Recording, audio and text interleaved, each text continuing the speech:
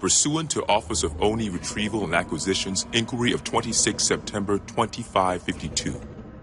The following is a target profile of Thel Vadami, Supreme Commander of the Covenant Fleet of Particular Justice, compiled by Lieutenant Commander Locke. First confirmed contact with Vadami came in 2535 on an unofficial human colony known as the Rubble. After-action reports from civilians, as well as Spartan Units 006, 111, and 120, suggest that Vadami was at that point a relatively minor functionary of the Prophet of Regret. Spartan 006 engaged Vadami in combat on the Rubble. Both parties survived the encounter.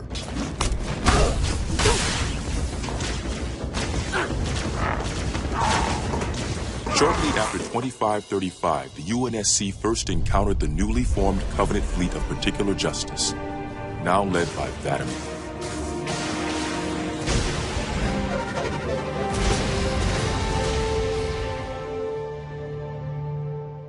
Review of early engagements with this fleet show that it quickly grew in size from 5 to nearly 60 ships as Vadami cut a path through many human systems.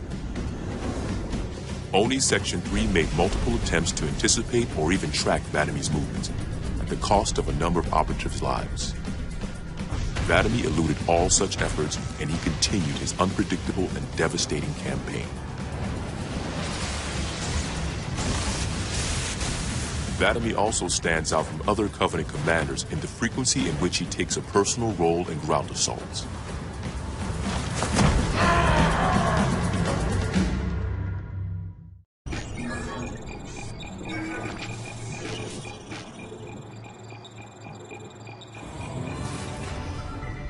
Khamr was a major manufacturing center for UNSC fleet materials with a population of 5.6 million. After discovering Khamr's location, Vadami penetrated the early warning perimeter without alerting UNSC forces and began his ground and orbital attacks before most of the planet knew they were in danger. While 17 of his ships bombed key defensive positions, Vadami led a group of elites in a personal assault on UNSC System HQ.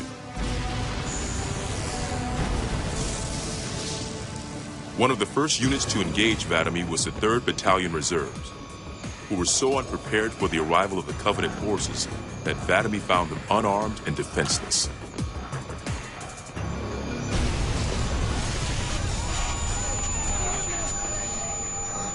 In an unexpected display of what appears to be honor, Vadami allowed the 3rd to finish gearing up before engaging them in combat. While we've had multiple reports of a strict system of honor and ritual behavior followed by the elites within the Covenant, this is the first recorded example of such honor being shown to human opponents. But even given the chance to defend themselves, 3rd Battalion losses were complete. Vadami continued his campaign across many human systems, culminating in his most devastating blow against the UNSC at Reach.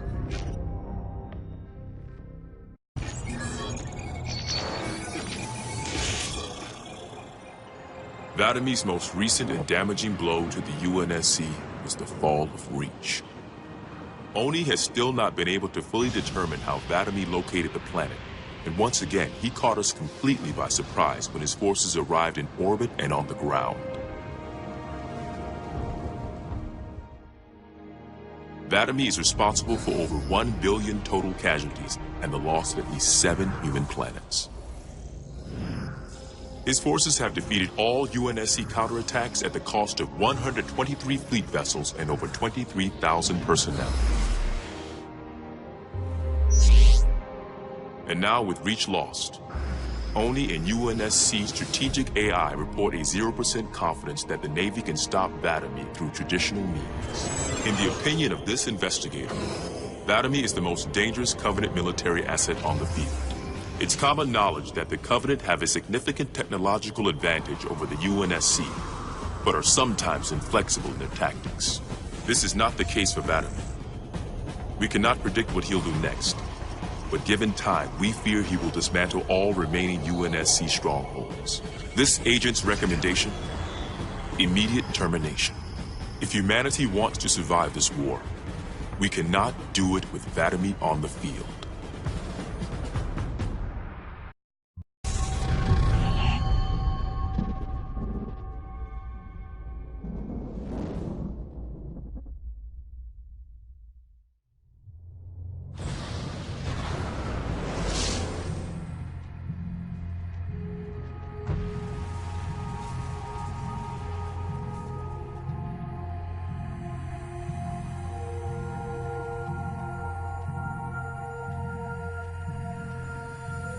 quite unacceptable.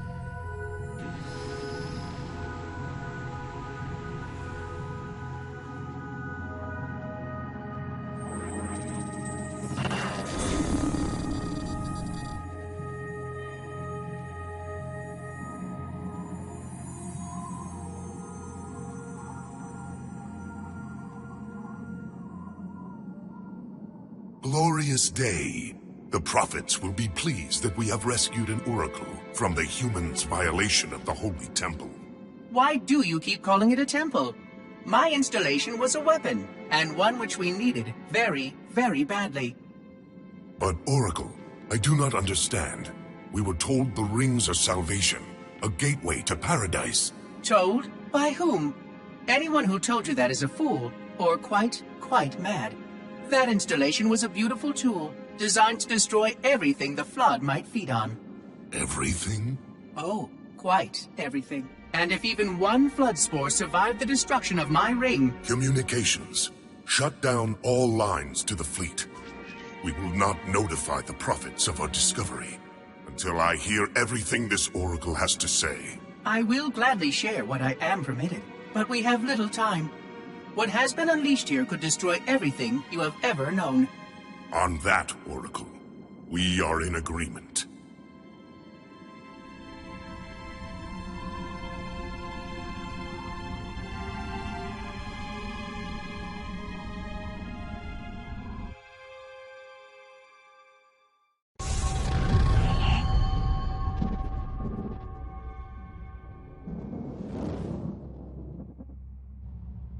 Your actions do not make sense.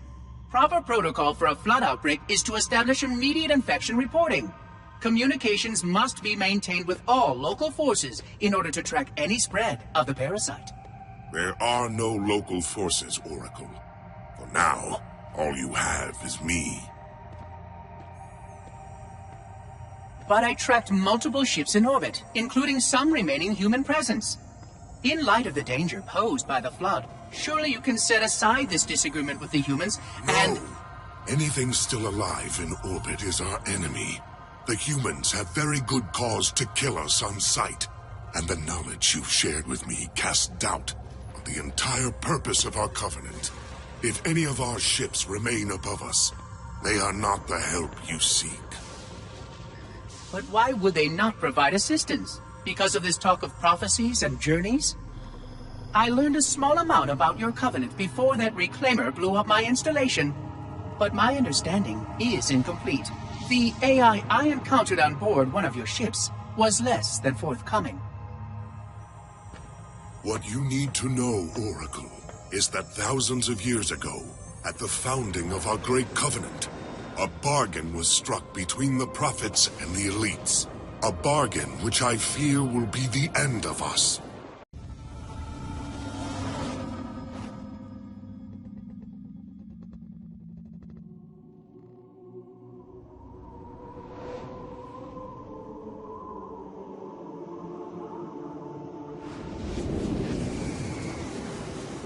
Regarding the history of the Covenant and its glorious founding species, the Sanshayum and Sanghili, the record of punished deeds would not be sufficient without a word on the Arbiter. Not the consignment of shame that it is currently, but what came before, the legendary warriors of Sanghili past.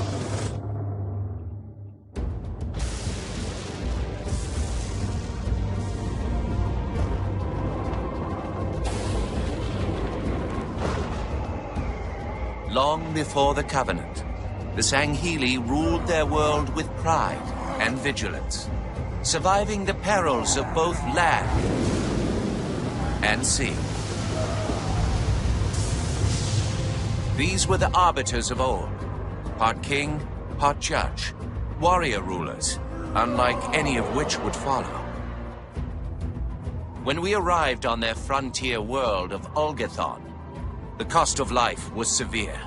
Led by a mighty arbiter, the Sanghili resisted our entreatment with ruthless force, leading to decades of war.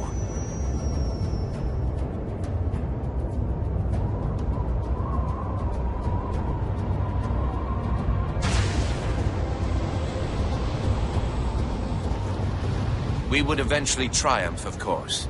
And when we did, we would not ignore the mantle of the Arbiter. Like all things, we would bend the Sanghili to our own ends. The Arbiters would become the very will of the Prophets.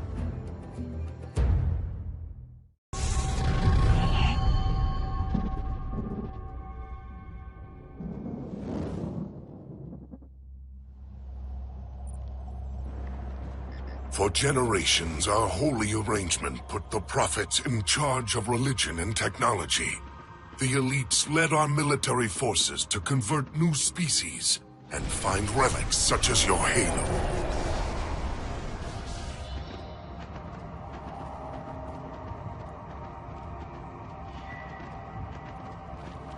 And these relics you sought, the San Shayum, your prophets, told you that they would lead you on this great journey? Yes.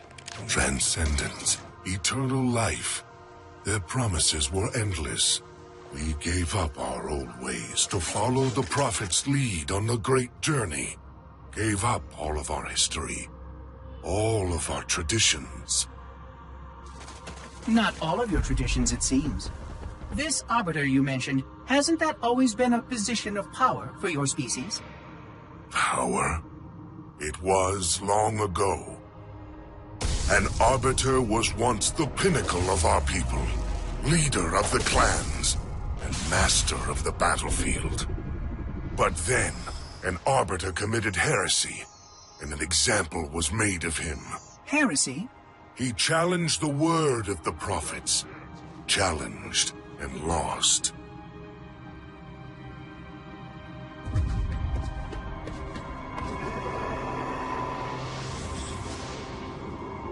So the title of Arbiter became a badge of shame for our most spectacularly failed warriors.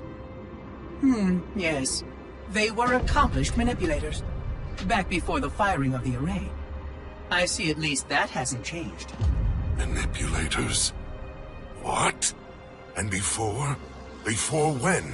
I will explain later. Right now, I want you to tell me everything you can of these Arbiters.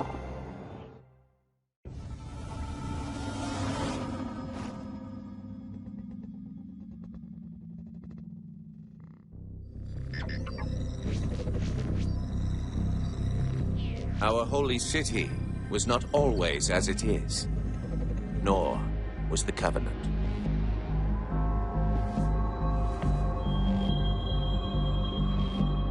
At one time, it was only San Shayum and Sanghili. But as we grew, and new species were added to our number, radical steps had to be taken. Our first encounter with the Lek Golo was an effort in futility. The blasphemous creatures had devoured a Forerunner orbital, shattering its remains into 1 trillion pieces. What was left became the Rings of Tay. As no conventional methods could purge the rings of their infestation, we sent one of our most faithful, an Arbiter. For a full year, this Arbiter ventured across the surface of one of their moons, learning both their strengths and their weaknesses. It was there that we discovered the Lek Golo's secret.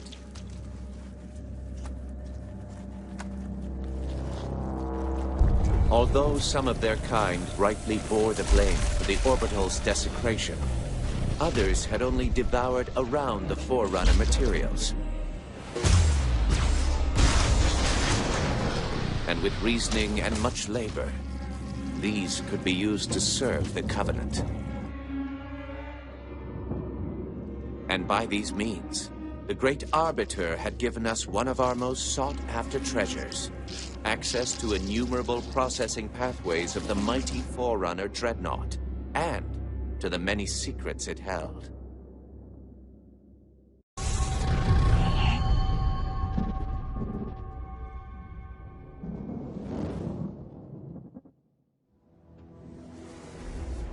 It is most unusual that in all the exploits of these arbiters, you never mention their role in choosing their missions of redemption. There is no role, Oracle.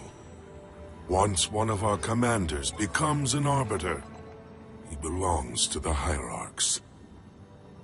These hierarchs, they are the same high prophets who control all the holy relics you collect from my time? The same. And they use these relics to build your new weapons and bring you the word of your gods? It has always been so. Interesting. Am I a holy relic? I do not understand. Because I am certainly not a god.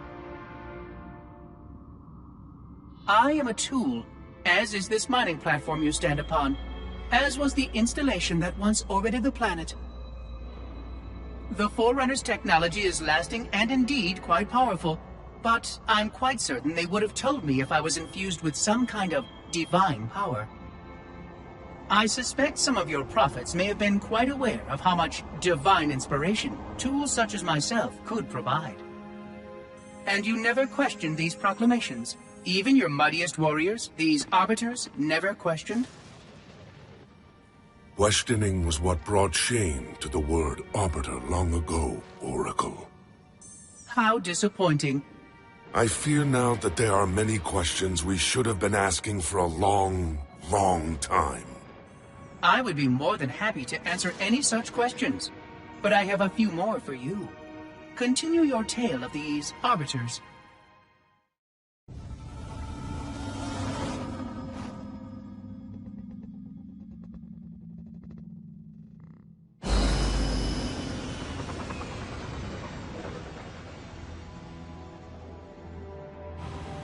Whereas most species were grafted into the Covenant by faith or mutual beneficence, the Ungoi were not such. Their kind was brought into the fold by force, and it was by force that they were held captive.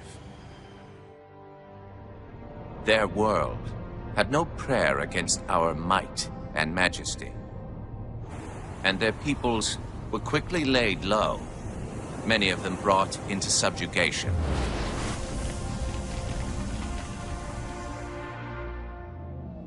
Yet while some species would perish under such pressure, others rise to the occasion, taking arms if need be, fighting back. Such it was for the Ungoi when their feud with the Kig-Yar led to rebellion. An effort by the Kig-Yar to sterilize the Ungoi population was met with stiff resistance, and for a time, the holy city was thrown into chaos. Once fully provoked, the Ungoi were merciless in their violence, lashing out at all species. Their large numbers and their tenacious volatility made them a suitable challenge, even for the elites. And yet again, we turned to an arbiter. And with a ferocity unparalleled since the beginning of the Covenant, the Ungoi world would be reduced to glass. Those within the holy city would be forced to watch, unable to stop what could have been the very end of their kind. The Ungoi rebellion was brought to an end by the Arbiter's hand.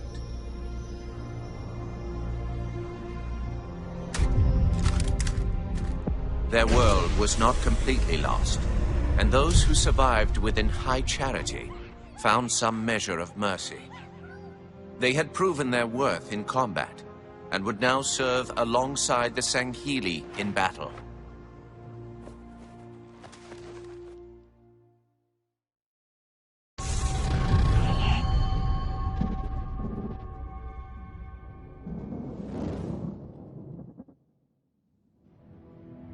I'm starting to fear that you're not very smart.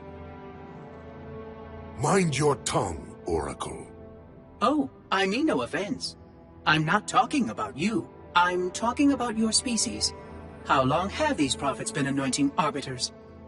Since the fall of Falchavami, the first disgraced arbiter, roughly 400 years ago. Incredible! And in all this time, it never occurred to you how convenient it was that your prophets were able to find a powerful, capable leader among your people. who happened to suddenly commit a terrible blasphemy every time the power structure of your covenant was threatened. I do not understand. You do little to dissuade my fears. Then teach me. Looking back at the record of the Arbiters you've discussed, was it not surprising to anyone that those chosen to become Arbiter were more than simple warriors? How so? Each of them had significant political influence among your people. In some cases, that influence was already being used to question the decisions of your hierarchs.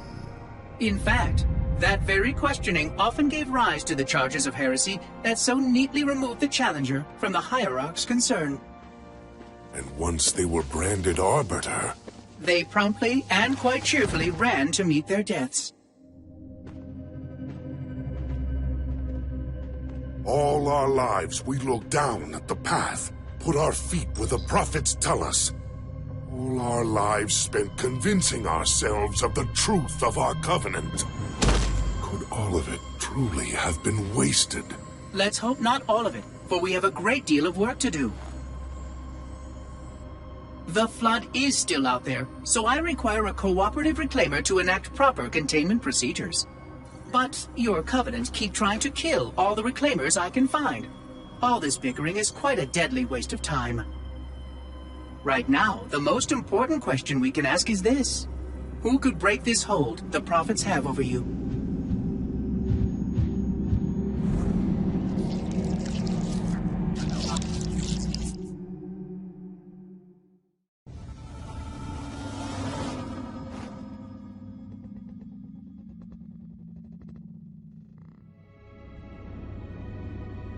The history of the Arbiter is one of both legend and infamy. Their name has been corrupted by great shame, though the contemporary is perhaps the most confounding of all. Thel 'Vadamee was born of noble blood, the legendary House of Vada. His family's renown demanded great expectations for his military career, and he would meet them all.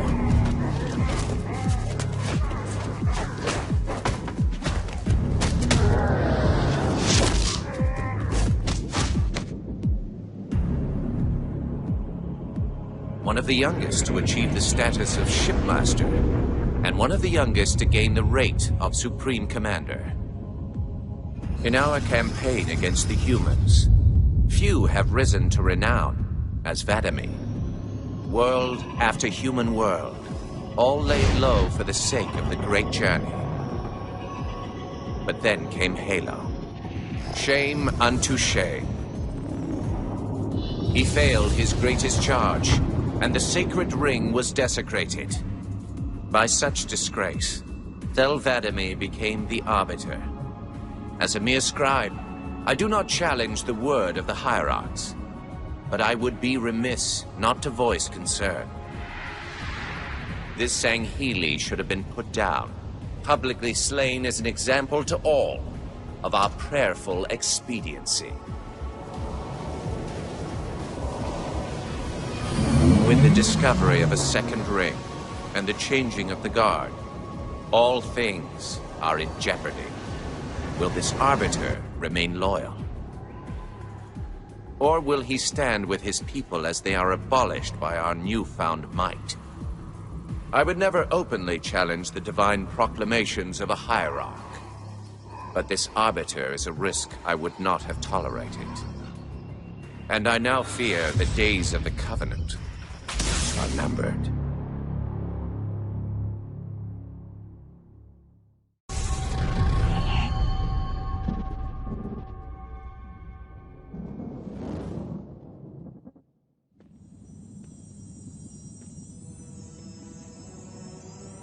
The only one I would trust with this information is probably dead right now. He was commander of the fleet that brought me to the system. Thel 'Vadamee was his name. But after hearing you tell of the destruction of the ring, I cannot believe that he still lives. His orders were to secure the ring, to prepare it for the arrival of the hierarchs. 'Vadamee never fails in his duties. If the ring is no more, then Vadami must be dead. Duty can indeed be a dangerous virtue. But even if he did live, wouldn't this sense of duty make him quite unlikely to set aside his allegiance to the prophets? Perhaps not. And he would never betray our people. No, if we were able to just speak to him, explain everything you have told me. But no, these are futile hopes. If he did live, and if he was returned to the High Prophets, they would most certainly punish him for the destruction of the ring. In fact, he would be the exact kind of leader the Hierarchs would make Arbiter. They would need someone to blame for the loss of the ring. His influence within the fleet grew with every one of his victories over the humans. And if he did become Arbiter? Then he would be lost to our cause. Without the knowledge you've shared with me, he would obey the prophets without question. I doubt he would even respond to his former name. I don't know what it would take to overcome, but as you say, we don't have time to ask such questions, and Vadami is almost certainly dead. If all your hopes rest on him, then I fear for the future of this galaxy. As do I, Oracle. As do I.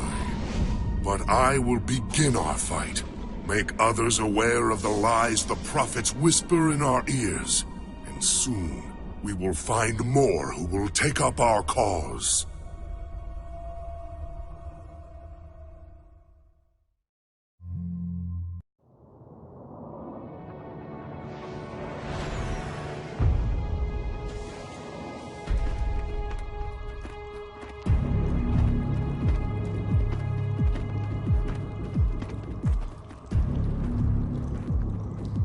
Activate the killer. Make haste. We have little time.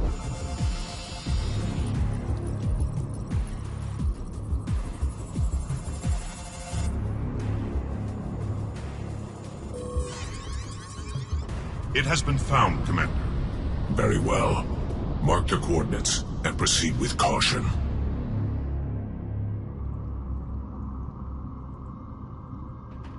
And to think, it has been under their noses all this time.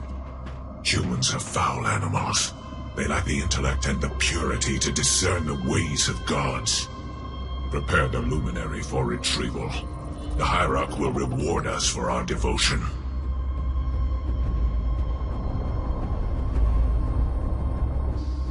Well done, Commander. Do you know what you found? A luminary Hierarch. A divine instrument. It is more than that, Commander. This is the one spoken of in the prophecies. It lights the sacred path.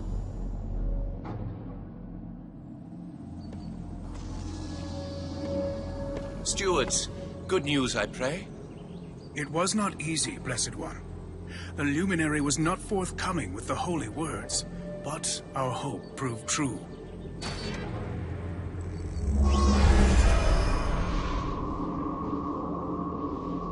The sacred rings. Halo. And not Halo alone, High Prophet. It also told of this. The final home of the Forerunners, and the creation of the sacred rings. The Ark. By the gods. It is glorious. The stories were true. Where did the gods hide such a treasure? It lies far beyond the borders of our galaxy. Accessible only by way of portal. The one portal the Luminary spoke of was here. The Forerunners called it Erde Tyrene. Our calling is clear. We must go there at once. We will take the ships in our command and go to this world immediately. This Erde Tyrene. Take heed, brothers. Your work signals the culmination of our Covenant's holy quest. Hold fast. The great journey is at hand.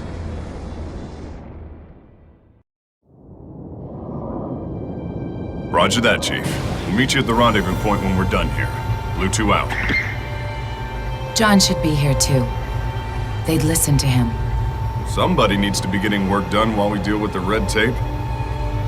What do you think they want from us? It's naval intelligence, Linda. They want us to tell them everything's gonna be okay. Hate to disappoint.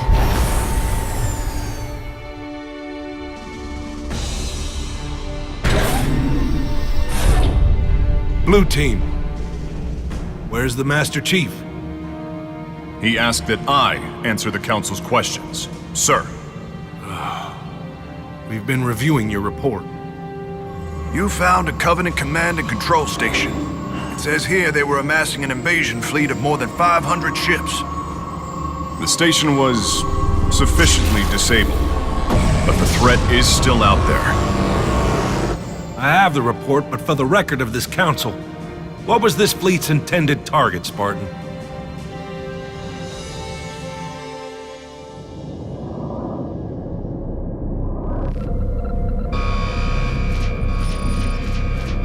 Station control, can I get confirmation on probe Charlie 319er? Looks like it might be a faulty reading, but... Alert, alert, alert, alert. This can't be right. C319 is active and functioning properly. Station! Alert home fleet immediately! They found us! The Covenant! They found Earth!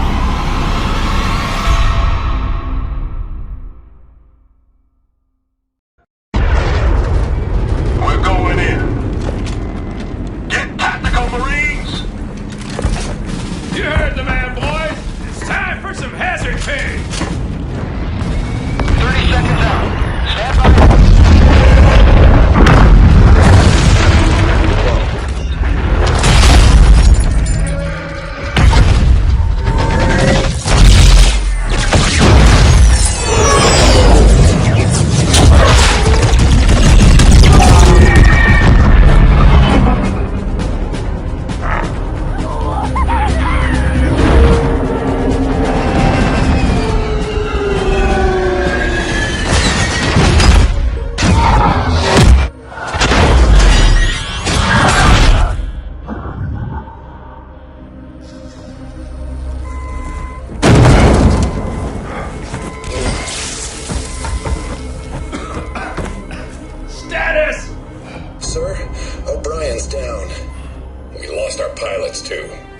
Grab their tags and ammo.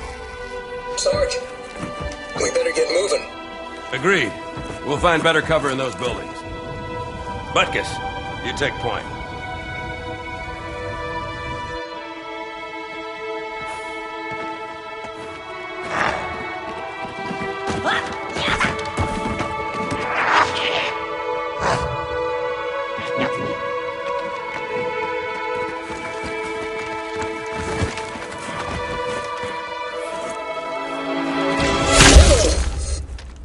Sniper, third floor left. Here, let me give him my welcome to Earth gift basket.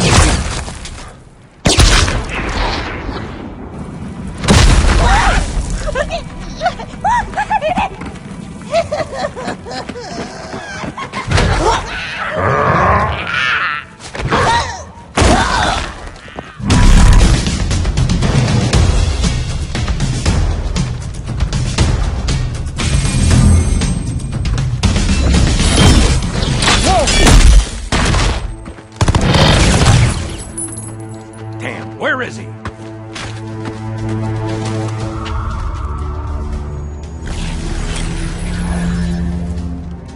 Anybody see him?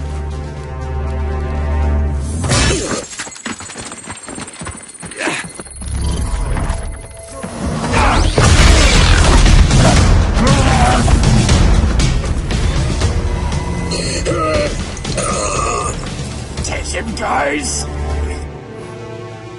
Cook the bastard.